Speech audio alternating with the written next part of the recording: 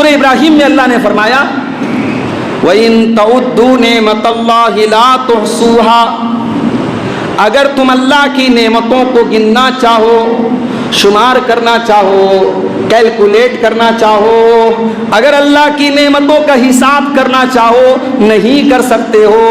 ان الانسان لظلوم کفار، بے شک انسان بہت بڑا ظالم اور بہت بڑا ناشکرا ہے۔ انسان ناشکرا ہے، اور اس کی دلیل یہ ہے اللہ کی دھرتی پہ رہتا ہے، اللہ کی آکسیجن میں سانس لیتا ہے، اللہ کا دیا کھاتا ہے، اللہ کے سورج سے روشنی لیتا ہے، اللہ کی ہواؤں سے جیتا ہے، اللہ کے پانی کو پی کر جیتا ہے، اور اسی دھرتی پر رہ کر کے اسی اللہ کی نافرمانی کرتا ہے، اسی اللہ کو ناراض کرتا ہے، اسی اللہ کے ساتھ شرک کرتا ہے۔ بلکہ ایک قدم اور آگے بڑھ کر کے یہ انسان اپنے رب کا اتنا بڑا ناشکرا ہے، اللہ کو گالی دیتا ہے، اللہ کو برا بھلا کہتا ہے، اللہ کا بیٹا کسی کو قرار دیتا ہے، اللہ کے برابر کسی کو قرار دیتا ہے۔ اس انسان سے بڑھ کے ناشکرا کون ہو سکتا ہے؟ وشر الامور محدثاتها وكل محدثة بدعة وكل بدعة ضلالة وكل ضلالة في النار۔ اعوذ باللہ من الشیطان الرجیم، بسم اللہ الرحمن الرحیم۔ والعادیات ضبحا فالموریات قدحا فالمغیرات صبحا فأثرن به نقعا فوسطن به جمعا ان الانسان لربه لکنود۔ محترم حاضرین جمعہ، تمام تعریفیں اللہ رب العالمین کو لائق و سزاوار ہیں، جو ہمارا خالق، مالک، رازق ہے، جس نے اس دنیا میں ہمیں پیدا کرنے کے بعد ہماری تمام ضرورتوں کو پورا کیا، جس کے ہم پر ان گنت احسانات ہیں۔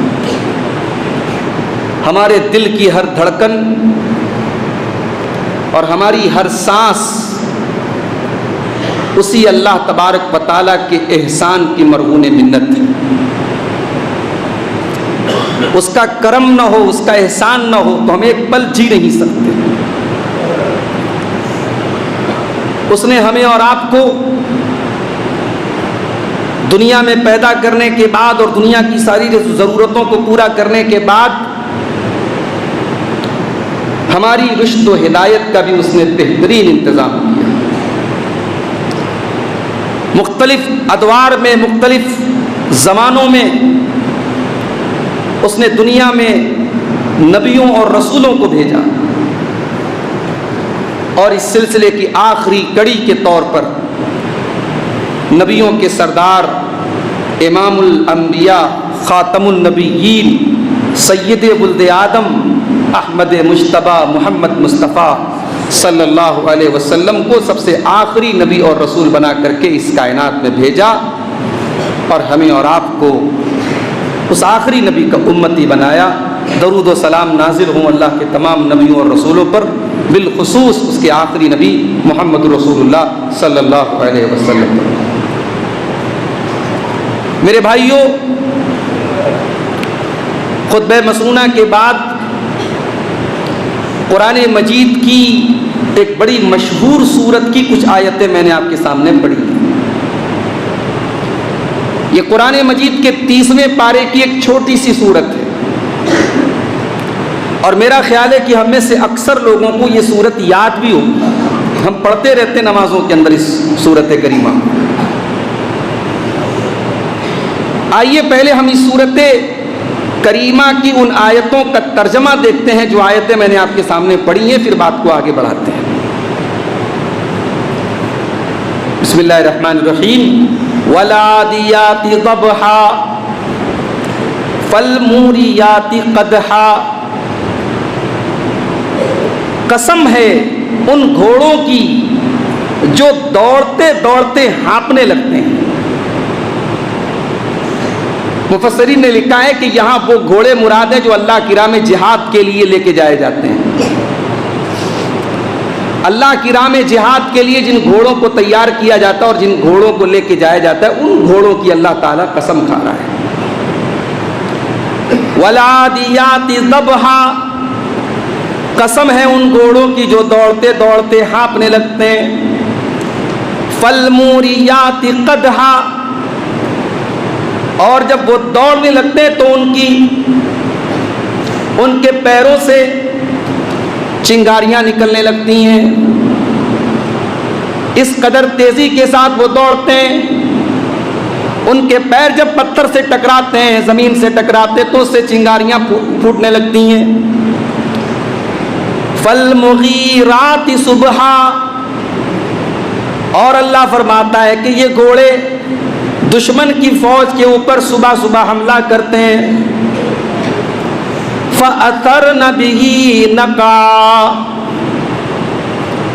اور جب یہ گھوڑے حملہ کرتے ہیں تو وہاں پر گرد و غبار اڑتا ہے، دھول اڑتی ہے، ڈسٹ اڑتا ہے.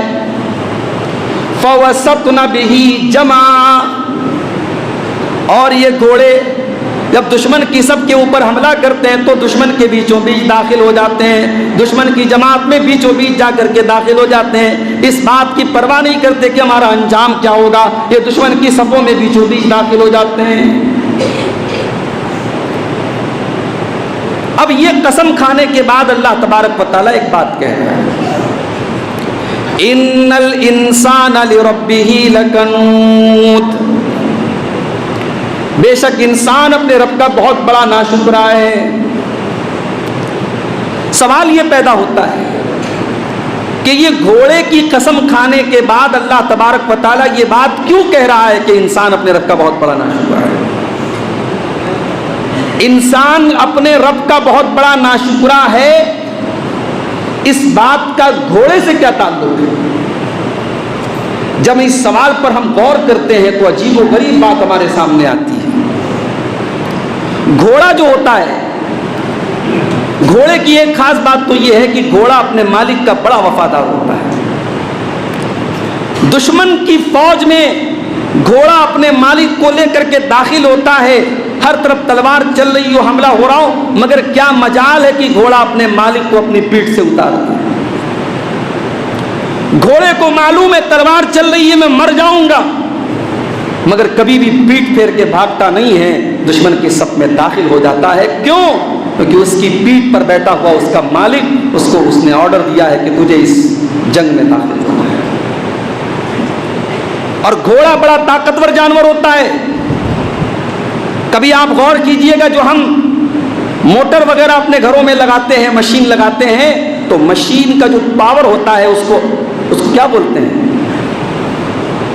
اس کو ہارس پاور بولتے ہیں. موٹر کا جو اس کی فریکوینسی ہوتی ہے، جو پاور کی فریکوینسی ہوتی ہے، اس کو ہارس پاور بولتے ہیں کہ یہ 500 ہارس پاور ہے، یہ 1000 ہارس پاور ہے. ہارس مینس گھوڑا، یعنی گھوڑا اتنا طاقتور جانور ہے کہ دنیا کی بڑی بڑی مشینوں کے پاور کو ناپنے کی فریکوینسی جب بنائی گئی تو اس کو ہارس پاور کا نام دیا گیا. گھوڑا اتنا طاقتور جانور. گھوڑا اپنے مالک کا بہت وفادار ہے، اپنی جان کو جوخم میں ڈال کر کے دشمن کی فوج پر حملہ کرتا ہے، اپنی جان دے دیتا ہے، مگر غداری نہیں کرتا ہے.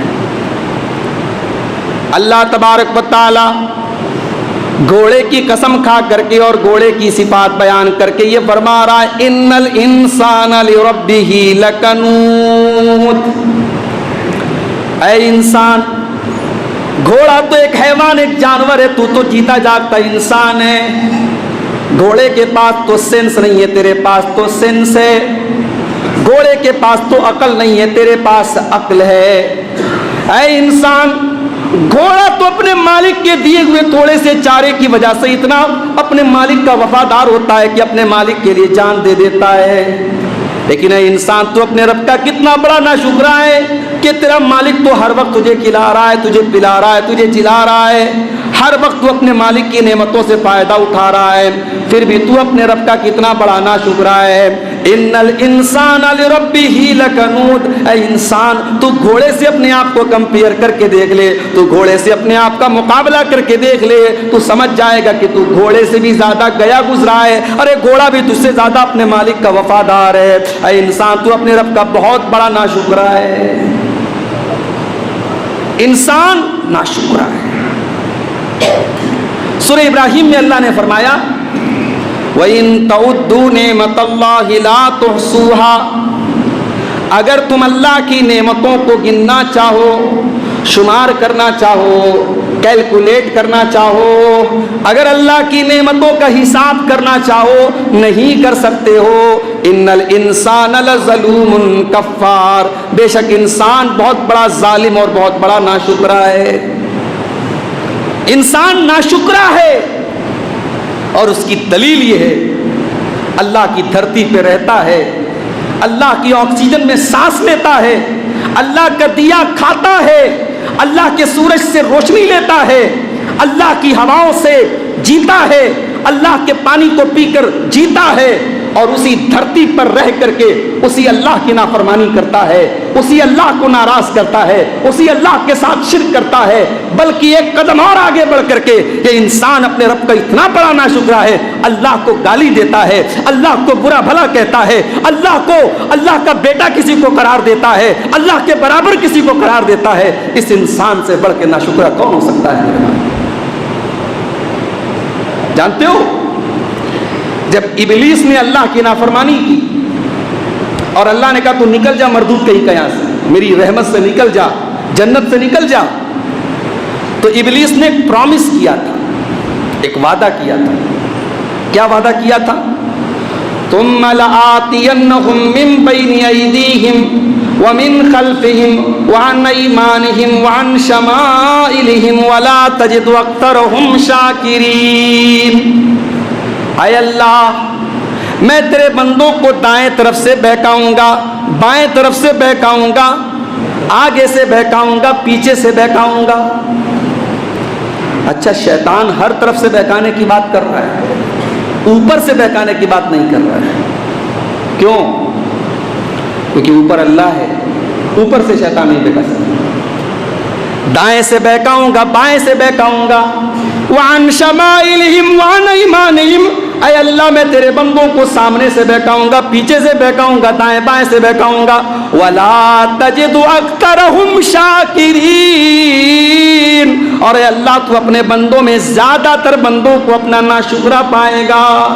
تیرا کھائیں گے، تیری رحمتوں میں زندگی گزاریں گے، تیری دی ہوئی زندگی سے فائدہ اٹھائیں گے اور تیری ہی ناشکری کریں گے، تجھے چھوڑ کر کے کسی اور کی عبادت کریں گے، تجھے چھوڑ کر کے کسی اور کے آگے ماتھا جھکائیں گے۔ یہ شیطان نے وعدہ کیا تھا، اور شیطان اپنے اس وعدے میں کامیاب ہو گیا۔ اللہ نے فرمایا سورہ سبا کے اندر وَلَقَدْ صَدَّقَ عَلَيْهِمْ إِبْلِيسُ ظَنَّهُ فَاتَّبَعُوهُ إِلَّا فَرِيقًا مِّنَ الْمُؤْمِنِينَ۔ ابلیس نے میرے بندوں کے بارے میں جو گمان کیا تھا، جو سوچا تھا، ابلیس کا گمان تو صحیح نکل گیا، ابلیس کی سوچ تو صحیح نکل گئی۔ ابلیس کی زیادہ تر لوگوں نے ابلیس کی پیروی کی، ایمان والے مٹھی بھر ایمان والوں کو چھوڑ کر کے زیادہ تر لوگوں نے ابلیس کی پیروی کی، ابلیس کی بات مان لی۔ اور اگر اس کا نمونہ آپ کو دیکھنا ہو میرے بھائی، آپ اپنی اسی مسجد میں فجر کی جماعت میں آ جائیں، پورا گاؤں اللہ کے دیے ہوئے رزق سے فائدہ اٹھا رہا ہے، اللہ کی ان گنت نعمتیں ہر انسان فائدہ اٹھا رہا ہے، مگر آپ فجر کی نماز میں آ جائیں، اتنا بڑا گاؤں ہے، مسجد پوری بھری ہے، مٹھی بھر لوگ آپ کو فجر کی نماز میں ملیں گے۔ اب قرآن کی آیت کو یاد کر لو، اللہ کہہ رہا ہے وَلَقَدْ صَدَّقَ عَلَيْهِمْ إِبْلِيسُ ظَنَّهُ، ابلیس نے اپنے گمان کو سچا کر دکھایا، اور ابلیس کی بات سب لوگوں نے مان لی، مٹھی بھر لوگوں کو چھوڑ کر کے آج اللہ کا شکر ادا کرنے والے اور اپنے دن کی شروعات اللہ کی بارگاہ میں سجدہ کرنے والے آپ کو مٹھی بھر لوگ ملیں گے، اور زیادہ تر لوگ خواب خرگوش کے مزے لوٹ رہے ہیں اور سو رہے ہیں، اور جس مالک کی نعمتوں میں فائدہ اٹھا رہے ہیں اس مالک کا شکر تک ادا نہیں کرتے میرے بھائی۔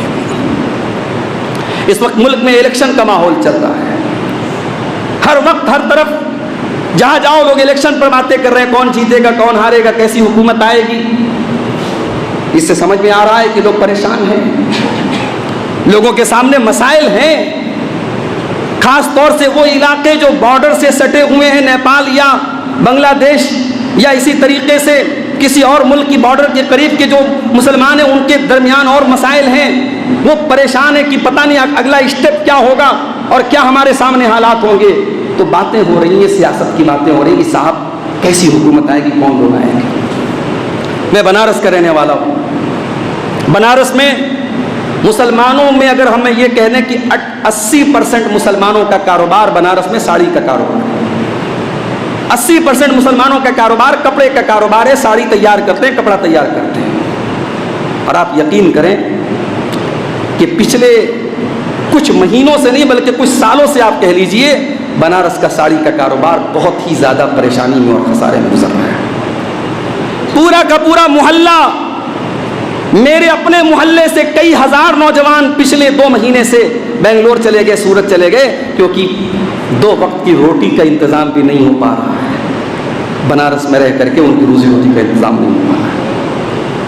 بتانے والوں نے بتایا کہ 4-5 مہینوں کے اندر بنارس کی سرزمین سے 50,000 نوجوان اپنے گھر بار کو چھوڑ کر کے، اپنے ماں باپ کو چھوڑ کر کے، اپنے وطن کو چھوڑ کر کے بنگلور اور سورت چلے گئے۔ کیوں؟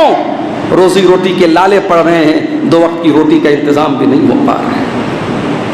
میرے پیارے ساتھیوں، یہ حالات آج کیوں پیدا ہوئے، کبھی اس پر بھی آپ غور کیجئے۔ کل تک جہاں بڑا اچھا کاروبار چلا کرتا تھا اور لوگ بہترین پیسہ کمایا کرتے تھے، روزی روٹی کا کوئی مسئلہ نہیں تھا، آج وہاں اتنا بڑا مسئلہ کیسے پیدا ہو گیا؟ ہم دنیا کی چیزوں پر بھی غور کریں، ہم دنیاوی اسباب کے اوپر بھی غور کریں، اور ہم دینی اعتبار سے بھی سوچیں، ہم آخرت کے اعتبار سے بھی سوچیں کہ کہاں ہمارے اندر کمی پیدا ہو رہی ہے، کہاں پر پانی مر رہا ہے، کہاں ہم سے کوتاہی ہو رہی ہے۔ اللہ قرآن میں ایک واقعہ بیان کرتا ہے، اللہ قرآن کے 14ویں پارے میں سورہ نحل کے اندر ایک واقعہ بیان کرتا ہے۔ اللہ فرماتا ہے ضرب اللہ مثلا قریۃ کانت آمنۃ مطمئنۃ یاتیہا رزقہا رغدا من کل مکان۔ اللہ ایک مثال دے رہا ہے، اللہ ایک مثال دے رہا ہے کہ ایک بستی تھی، بڑے امن کے ساتھ، بڑے چین کے ساتھ، بڑے سکون کے ساتھ رہتی تھی، ہر طرف سے روزی روٹی آتی تھی، روزی روٹی کی کوئی کمی نہیں تھی۔ پھر کیا ہوا؟ فَكَفَرَتْ بِأَنْعُمِ اللَّهِ، پھر اس بستی کے لوگوں نے اللہ کی نعمتوں کی ناشکری کرنا شروع کر دیا، گناہ کرنا شروع کر دیا، اللہ کو ناراض کرنا شروع کر دیا، اللہ کی نافرمانی کرنا شروع کر دیا۔ پھر انجام کیا ہوا؟ فَأَذَاقَهَا اللَّهُ لِبَاسَ الْجُوعِ وَالْخَوْفِ بِمَا كَانُوا يَصْنَعُونَ، اللہ نے اس بستی کے لوگوں کو بھوک کا لباس پہنا دیا اور خوف کا لباس پہنا دیا۔ لباس کیوں کہا اللہ نے جانتے ہیں؟ لباس جو ہوتا ہے نا، انسان کی پوری باڈی کو کور کر لیتا ہے۔ اللہ نے یہ نہیں کہا کہ وہ بھوک مری کے شکار ہو گئے، بھوکے ہو گئے، اللہ نے کہا ہم نے ان کو بھوک کا لباس پہنا دیا۔ ایسی پریشانی کے حالات آئے کہ 2 وقت کی روٹی کے لیے پریشان ہو گئے، اور خوف کے حالات آ گئے، اپنے گھر سے نکلنا مشکل ہو گیا، خوف اور دہشت کے سائے میں جینے لگے۔ یہ حالات کیوں پیدا ہوئے؟ بما کانوا یصنعون، کیونکہ انہوں نے اللہ کی نافرمانی کی۔ میرے بھائیوں، یہ اصول یاد رکھو اللہ کا، یہ قانون یاد رکھو اللہ کا۔ جب انسان اللہ تبارک و تعالیٰ کی نعمتوں کی ناشکری کرے گا، اللہ وہ نعمت چھین لے گا، اور جب انسان اللہ کی نعمتوں کا شکر ادا کرے گا، اللہ اور زیادہ اس کو عطا کرے گا۔ اور یہ میں عام بات کہہ رہا ہوں، کوئی بھی نعمت، چاہے روپیہ پیسہ کی شکل میں ہو، چاہے علم کی شکل میں ہو، چاہے دولت کی شکل میں ہو، چاہے عزت کی شکل، کوئی بھی نعمت اگر آپ کو ملی ہے اور اس نعمت کا صحیح استعمال آپ کریں گے، اللہ کو راضی کرنے والا استعمال کریں گے، اللہ اور آپ کو اور برکت دے گا، خوبصورتی کو اور بڑھا دے گا، مال کو اور بڑھا دے گا، عزت کو اور بڑھا دے گا۔ اور اگر اس کا الٹا ہم کریں گے، اللہ کو ناراض کریں گے، تو اللہ کا اعلان کیا ہے؟ وَإِذْ تَأَذَّنَ رَبُّكُمْ لَئِن شَكَرْتُمْ لَأَزِيدَنَّكُمْ وَلَئِن كَفَرْتُمْ إِنَّ عَذَابِي لَشَدِيدٌ۔ حمید، اے میرے بندو تمہارے پروردگار کا اعلان ہے اگر تم نے اللہ کا شکر ادا کیا تو اللہ اور دے گا، اور اگر تم نے اللہ کی ناشکری کی، تم نے اللہ کو ناراض کیا تو اللہ کا وعدہ ہے کہ میرا عذاب بڑا سخت ہے۔ اب آج ہم سب غور کریں میرے بھائی، غور کرو، کبھی اپنے سر سے لے کے پاؤں تک غور کرو۔ ہمیں شکوہ ہے صاحب، ہمارے پاس پکا مکان کیوں نہیں ہے، ہمارے پاس 4 ویلر گاڑی کیوں نہیں ہے، ہمارے پاس کروڑوں کی دولت کیوں نہیں ہے؟ بہت سارے لوگوں کو شکوہ رہتا ہے نا، عورتوں کو شکوہ رہتا ہے صاحب، میرے پڑوسی کی بیوی کے پاس اتنے خوبصورت کپڑے ہیں، اتنا مہنگا زیور ہے، میرے پاس کیوں نہیں ہے؟ میں اپنی ان ماؤں اور بہنوں سے کہنا چاہوں گا اور اپنے ان بھائیوں سے کہنا چاہوں گا، اسی دنیا میں بہت سارے گھر ایسے ہیں جہاں انسان کو 2 ٹائم کا کھانا میسر نہیں ہے میرے بھائی۔ کتنے لوگ ایسے ہیں سر چھپانے کے لیے چھت نہیں ہے ان کے سر کے اوپر۔ فلسطین کی سرزمین پہ چلے جاؤ، رات میں سونے والا اس بات کی گارنٹی اس کے پاس نہیں ہے کہ صبح تک اس کا گھر سلامت رہے گا۔ ایک ساتھ 4 5 بچوں کی لاشیں اٹھا کر کے باپ رو رہا ہے اور آنسو بہا رہا ہے، کئی مہینوں سے کھانا نہیں پہنچائے، پانی نہیں پہنچائے، پورے رمضان کے روزے انہوں نے پانی پی کر کے گزارے ہیں، اور کہیں سے اگر ہیلپ کے طور پہ تھوڑا سا کھانا آ جائے پورے محلے والے ٹوٹ پڑتے ہیں۔ یہ آپ شہر غازہ کے ویڈیوز آپ کو یوٹیوب پر مل جائیں گے، آپ جا کے دیکھ لیں میرے بھائی۔ کیا ان مناظر کو دیکھ کر کے آپ کا دل اللہ کے شکر سے لبریز نہیں ہو جاتا کہ اے اللہ تیرا کرم ہے، میرے پاس کروڑوں نہیں ہے، میرے پاس لاکھوں نہیں ہے، میرے پاس 4 ویلر گاڑی نہیں ہے، مگر اے اللہ اپنے بیوی بچوں کے ساتھ چین اور سکون سے اپنے گھر میں رہ رہا ہوں، کسی بم اور بارود کا ڈر نہیں ہے، کسی خطرے کا ڈر نہیں ہے، چین اور سکون سے رہ رہا ہوں، 5 ٹائم کی نماز آسانی سے پڑھ سکتا ہوں، کوئی روکنے والا نہیں ہے، کوئی ٹوکنے والا نہیں ہے۔ کیا اس نعمت پر میرے پیارے ساتھیوں ہم اللہ کا شکر ادا کرتے ہیں؟ کیا کبھی ہمارے دل میں یہ احساس ہوتا ہے کہ ہاں اللہ تو نے ہم کو بہت نوازا ہے؟ انسان کا مزاج یہ ہو چکا ہے، انسان کے پاس جو چیز ہے اس کی انسان قدر نہیں کرتا ہے، جو چیز نہیں ہے اس کو دیکھ کر کے پریشان ہو رہا ہے، اور جو چیز آلریڈی اس کے پاس ہے اس کی قدر نہیں کرتا ہے۔ اسی لیے اللہ کے پیارے نبی فرماتے ہیں کہ اے لوگوں اپنے سے اوپر کے لوگوں کو مت دیکھا کرو، اپنے سے نیچے کے لوگوں کو دیکھا کرو۔ انظروا الی من هو اسفل منکم، اپنے سے نیچے کے لوگوں کو دیکھا کرو، اپنے سے اوپر کے لوگوں کو نہ دیکھا کرو۔ فإنه أجدر ألا تزدروا نعمت اللہ علیکم، جب تم اپنے سے نیچے کے لوگوں کو دیکھو گے تو اللہ کی نعمتوں کا تم شکریہ ادا کرو گے، تو اللہ کی ناشکری نہ کرو گے، اللہ کی نعمتوں کو تم حقیر نہ سمجھو گے۔ ہمیشہ ان لوگوں کو دیکھیے جو آپ سے زیادہ پریشان ہیں۔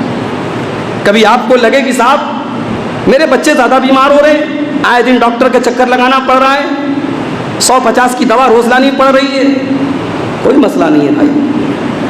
کبھی ممبئی کے کینسر ہاسپٹل میں جا کے دیکھو، کئی مہینے سے مریض کو لے کر کے اپنے بہار سے، یو پی سے، بنگال سے، اپنے گھر وطن سے دور، اپنے باپ کو لے کر، اپنے بھائی کو لے کر، اپنی بیوی کو لے کر لوگ پڑے ہوئے۔ انسان کے گلے میں کینسر ہو گیا، مہینے بھر گزر رہے ہیں۔ ابھی بنارس میں ہمارے پڑوسی ایک ہیں، اچھے خاصے چلتے پھرتے تھے، اچانک میرے پاس خبر آئی کہ صاحب ان کا جو ہے بہت بیمار ہیں اور کھانا پانی کچھ نہیں اتر رہا ہے۔ میں نے پتہ کیا، معلوم ہوا کینسر ہو گیا تھا، پرسوں میں ملنے گیا تھا، کہنے لگے مولوی صاحب 1 مہینے سے پانی نہیں گیا ہے، کھانا چھوڑ دو، دوا چھوڑ دو، پانی نہیں گیا، ڈرپ لگی ہے، انجیکشن اور ڈرپ کے ذریعے جی رہا ہوں، کوئی کھانا اور پینا حلق کے نیچے جب جاتا ہے ایسا لگ رہا ہے کہ اتر نہیں رہا ہے، رس رہا ہے۔ میرے پیارے ساتھیوں ایسے مناظر دیکھ کر کے کیا آپ کے دل میں، ہمارے دل میں یہ احساس نہیں پیدا ہوتا کہ اللہ تو نے ہمیں بہت نوازا ہے، جتنی نعمتیں تو نے ہمیں دی ہیں اللہ اتنی نعمتوں پر بھی ہم تیرا شکریہ ادا نہیں کرتے ہیں۔ میرے پیارے ساتھیوں آج جس طریقے کی مصیبتیں بھی ہمارے اوپر آ جائیں، چاہے وہ ظالم حکومت کی شکل میں آ جائے، چاہے وہ مہنگائی کی شکل میں آ جائے، چاہے وہ قحط سالی کی شکل میں آ جائے، چاہے وہ کوئی پریشانی کی شکل میں آ جائے، اللہ قرآن میں کیا فرماتا ہے؟ ما یفعل اللہ بعذابکم ان شکرتم وآمنتم وکان اللہ شاکرا علیما۔ اللہ تم پر اپنا عذاب نازل کر کے کیا کرے گا؟ اللہ تم پر اپنا عذاب کیوں نازل کرے گا؟ اگر تم اللہ کا شکریہ ادا کرو گے اور اللہ پر ایمان لاؤ گے تو اللہ تم پر اپنا عذاب کیوں نازل کرے گا؟ آج کتنے مسلمان ہیں میرے بھائیوں، ان کی زندگی میں شرک ہے۔ ابھی ہمارے اتر پردیش کے ایک علاقے میں جو ایک بہت بڑا عبادت خانہ غیر مسلم بھائیوں کا بنا ہے، اس عبادت خانے میں ایک نام نہاد مسلمان جس کا نام عارف محمد خان ہے، جو صاحب بڑے اپنے آپ کو بڑے جانکار مسلمان بنتے ہیں، ٹی وی پر آتے ہیں تو قرآن کی آیتیں بھی پڑھتے ہیں اور حدیثیں بھی پڑھتے ہیں۔ ان کا ویڈیو میرے سامنے آیا کہ عارف محمد خان صاحب نے جا کے وہاں اس عبادت خانے میں جا کر کے اپنا ماتھا ٹیکا ہے۔ ذرا سی لالچ کے لیے، ذرا سے نام کے لیے، ذرا سی شہرت کے لیے اور ذرا سی دنیا کی کرسی کے لیے آج انسان اپنے عقیدے اور اپنی توحید سے بھی میرے بھائیوں سمجھوتا کرنے کو تیار ہے اور غیر اللہ کے در پہ جا کے سر جھکاتا ہے۔ اسلام اس بات کا نام نہیں ہے میرے بھائی، اسلام توحید کا نام ہے۔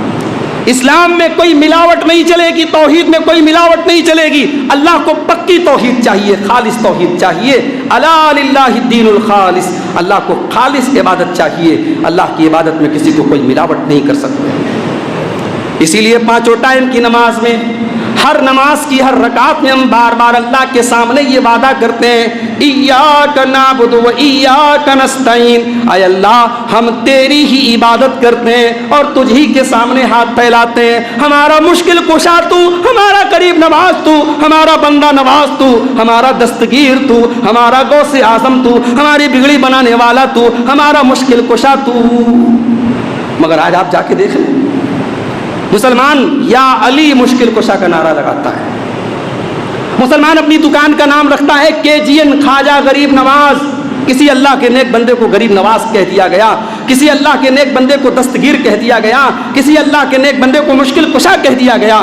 آج اللہ کا حق اور اللہ کا اختیار اللہ کے بندوں کو دیا جا رہا ہے۔ میرے بھائیوں، اس سے بڑھ کے اللہ کی ناشکری کیا ہو سکتی ہے؟ قرآن کریم میں ایک سورت ہے سورہ سبا۔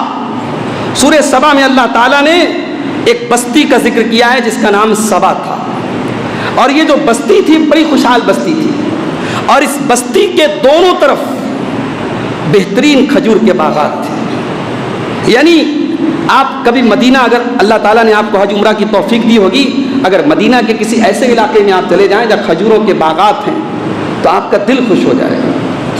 بیچ میں روڈ ہو اور دونوں طرف کھجوروں کے باغات ہوں تو کیا پوچھنا اس لوکیشن کا، اس علاقے کا کیا پوچھنا۔ اللہ فرماتا ہے لَقَدْ كَانَ لِسَبَإٍ فِي مَسْكَنِهِمْ آيَةٌ جَنَّتَانِ عَنْ يَمِينٍ وَشِمَالٍ۔ قوم سبا کی بستی کے اندر بہت بڑی اللہ کی نشانی ہے، ان کے دائیں بائیں دو باغات ہیں۔ کُلُوا مِن رِزْقِ رَبِّكُمْ وَاشْكُرُوا لَهُ، تم اللہ کی رزق میں، اللہ کے رزق میں سے کھاؤ پیو اور اللہ کا شکر ادا کرو۔ بَلْدَةٌ طَيِّبَةٌ وَرَبٌّ غَفُورٌ۔ اے قوم سبا کے لوگوں، تمہیں اور کیا چاہیے؟ اتنا بہترین تم کو شہر مل گیا، اتنی بہترین بستی مل گئی اور معاف کرنے والا رب مل گیا، اب تم کو اور کیا چاہیے؟ اللہ کہتا ہے فَأَعْرَضُوا فَأَرْسَلْنَا عَلَيْهِمْ سَيْلَ الْعَرِمِ، لیکن اس بستی کے لوگوں نے اللہ کو ناراض کر دیا، اللہ کو ناراض کر دیا، اللہ کی ناشکری کرنا شروع کر دیا۔ فَأَرْسَلْنَا عَلَيْهِمْ سَيْلَ الْعَرِمِ، اللہ نے سیلاب بھیج دیا۔ اور سیلاب کیا ہوتا ہے اور سیلاب کی تباہی کیا ہوتی ہے؟ میں سمجھتا ہوں کہ سیمانچل کے وہ علاقے جہاں سیلاب کا اثر ہوتا ہے ان سے زیادہ بہتر کوئی نہیں سمجھ سکتا کہ سیلاب کتنی بڑی مصیبت کا نام ہے۔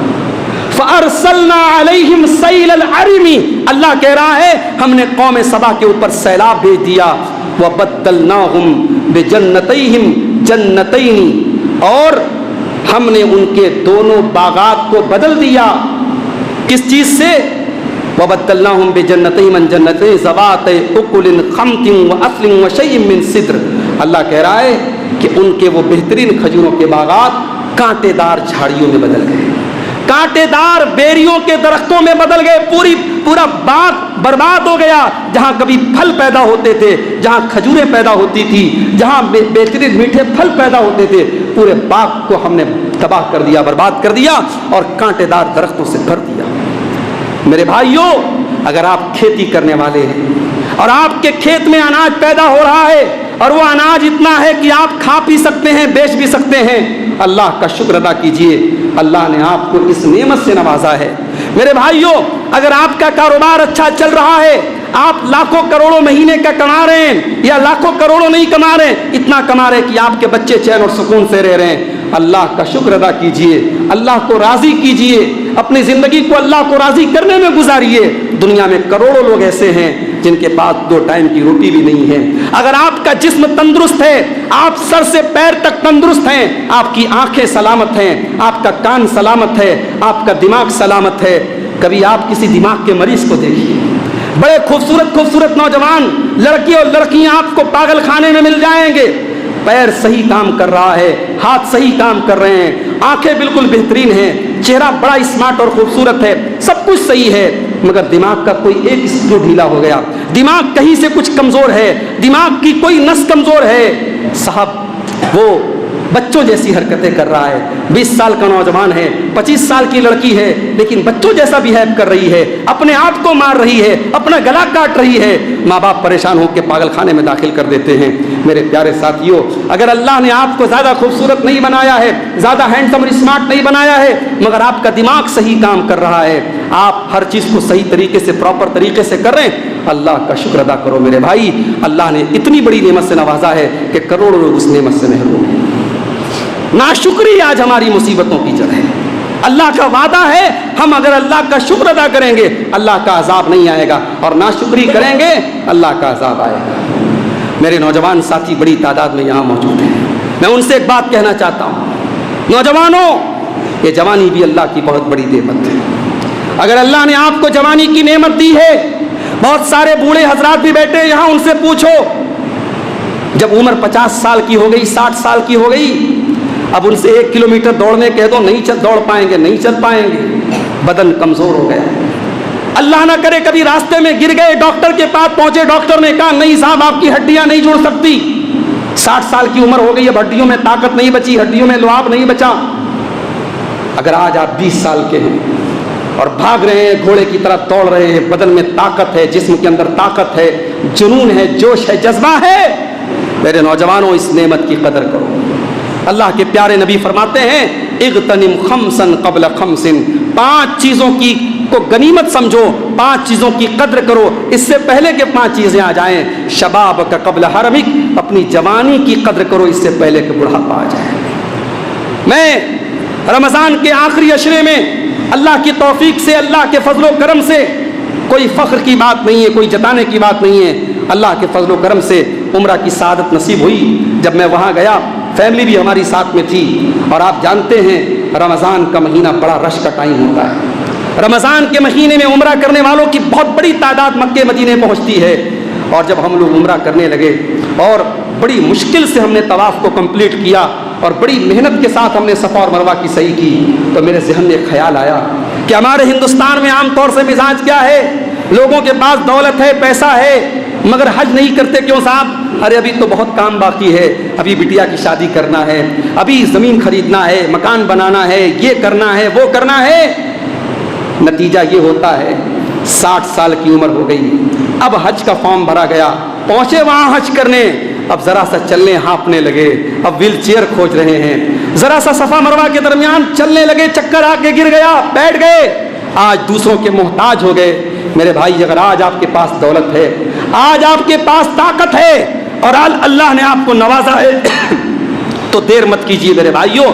اگر حج اور عمرہ کرنے کی طاقت ہے، کل کی بات مت کیجیے، آج اور ابھی آپ فارم بھریے یا اس کی فارمیلٹیز پوری کیجیے اور حج عمرہ جا کے کر لیجیے۔ جوانی میں جو کام آپ کر سکتے ہیں وہ بڑھاپے میں نہیں کر سکتے۔ نماز ہو رہی ہے، آپ نماز نہیں پڑھتے، موبائل میں لگے ہیں، فضول چیزوں میں لگے، اپنے کاروبار میں لگے ہیں، اور آپ اس انتظار میں کہ صاحب جب بوڑھے ہو جائیں گے، 50-60 سال کے ہو جائیں گے، پکے نمازی ہو جائیں گے، 50-60 سال کے ہو پائیں گے کہ نہیں، اس بات کی بھی گارنٹی نہیں ہے۔ وما تدری نفس بأی ارض تموت، کوئی نہیں جانتا کہ کب مرے گا، کہاں مرے گا۔ کیا جوانوں کے جنازے ہم نے نہیں اٹھائے ہیں؟ کیا جوانوں کی میتیں ہمارے گاؤں سے نہیں اٹھتی ہیں؟ کیا جوانوں کی موت نہیں ہوتی ہے؟ کوئی ایکسیڈنٹ، کوئی بیماری، کوئی بہانہ آئے گا اور ہمیں ختم کر دے گا۔ اللہ کے نبی فرما رہے ہیں اپنی جوانی کی قدر کرو اس سے پہلے کہ بڑھاپا آئے۔ اور دوسری چیز یہ ہے، فرمایا وصحتک قبل سقمک، اپنی تندرستی کی قدر کرو بیمار ہونے کے پہلے، وغناک قبل فقرک، اپنی دولت کی قدر کرو اپنے فقیر ہونے سے پہلے، غریب ہونے سے پہلے، اور فرمایا وفراغک قبل شغلک، اپنے ٹائم کی قدر کرو اس سے پہلے کہ تم بزی ہو جاؤ، وحیاتک قبل موتک، اور اپنی زندگی کی قدر کرو اس سے پہلے کہ تمہیں موت آ جائے۔ تو میرے بھائیوں، اللہ نے آپ کو جوانی دی ہے، جوانی کا غلط استعمال مت کرو میرے بھائی، جوانی کو برباد مت کرو نشے کی لعنت میں پڑھ کے، بدکاری کی لعنت میں پڑھ کے، کسی حرام کام کی لعنت میں پڑھ کے۔ اپنی جوانی کو بھی اللہ کی نعمت سمجھو اور اس نعمت کا صحیح استعمال کرو، اللہ کو راضی کرنے والا استعمال کرو۔ میرے پیارے ساتھیوں، آج امت کا بہت بڑا مسئلہ یہ ہے کہ ہم اللہ کی نعمتوں کی ناشکری کرتے ہیں، اور اسی لیے مختلف طریقے کے عذاب آج ہمارے اوپر آتے ہیں۔ آئیے ہم اللہ سے دعا کریں، رب العالمین ہمیں اپنی نعمتوں کا شکر ادا کرنے کی توفیق عطا فرمائے، اللہ ہمیں ناشکری سے بچائے، اللہ ہمیں توحید پر قائم رکھے، اللہ ہمیں اپنی اطاعت کے کاموں کی توفیق دے۔ اللہ کے نبی کی 2 دعائیں آپ کو سکھا دیتا ہوں، اس کو یاد کر لیجئے۔ ایک دعا اللہ کے نبی کرتے تھے، اللہم انی اعوذ بک من زوال نعمتک وتحول عافیتک وفجاءۃ نقمتک وجمیع سخطک۔ اے اللہ، میں تیری پناہ چاہتا ہوں تیری نعمت کے برباد ہو جانے سے، اور تیری عافیت کے بدل جانے سے، اور اچانک تیرا عذاب آ جانے سے، اور تیری ہر قسم کی ناراضگی سے۔ اے اللہ، میں تیری پناہ چاہتا ہوں۔ بڑی بہترین دعا ہے، اس کو یاد کر لو میرے بھائیوں، پڑھا کرو۔ اللہم انی اعوذ بک من زوال نعمتک وتحول عافیتک وفجاءۃ نقمتک وجمیع سخطک۔ اور ایک اور دعا اللہ کے پیارے نبی فرض نماز کے بعد پڑھتے تھے، اللہم اعنی علی ذکرک وشکرک وحسن عبادتک۔ اے اللہ، تو میری مدد فرما کہ میں تیرا ذکر کروں، میں تیرا شکر کروں، اور اے اللہ میں بہترین طریقے سے تیری عبادت کروں۔ یہ 2 دعائیں میرے بھائیوں یاد رکھیں، اور کوشش کریں پریشانی میں بھی اللہ کا شکر ادا کریں، بیماری میں بھی اللہ کا شکر ادا کریں، کوئی بھی حال آ جائے ہر حال میں اللہ کا شکر ادا کریں، کیونکہ ہر حال میں اللہ نے آپ کو بہت ساری ایسی نعمتیں دی ہیں جو کروڑوں لوگوں کو نہیں ملی ہیں۔ اللہ ہم سب کو شکر کی توفیق عطا فرمائے۔ رب العالمین ہمارے دین و ایمان کی حفاظت فرمائے۔ رب العالمین ملک میں امن، چین اور سکون کو قائم رکھے، اور ایسی حکومت کو اللہ تعالیٰ ملک میں لائے جو امن، چین اور سکون کو قائم رکھے۔ اللہ ہم سب کی روزی روٹی میں برکت عطا فرمائے۔ اللہ ہمارے مدارس کی حفاظت فرمائے۔ اللہ ہمارے علماء کی حفاظت فرمائے۔ اللہ ہمارے درمیان، ہماری صفوں میں اتحاد پیدا فرما دے۔ اللہ ہمارے درمیان جو آپس میں فساد ہے، فتنہ ہے، اللہ اس کو دور فرما دے۔ رب العالمین اپنے نبی کی محبت ہم سب کے دلوں میں پیدا فرما دے۔ رب العالمین جب تک ہمیں دنیا میں زندہ رکھے، اسلام پر زندہ رکھے، اور ہم سب کا خاتمہ ایمان پر ہو۔ آمین۔ وآخر دعوانا ان الحمد للہ رب العالمین۔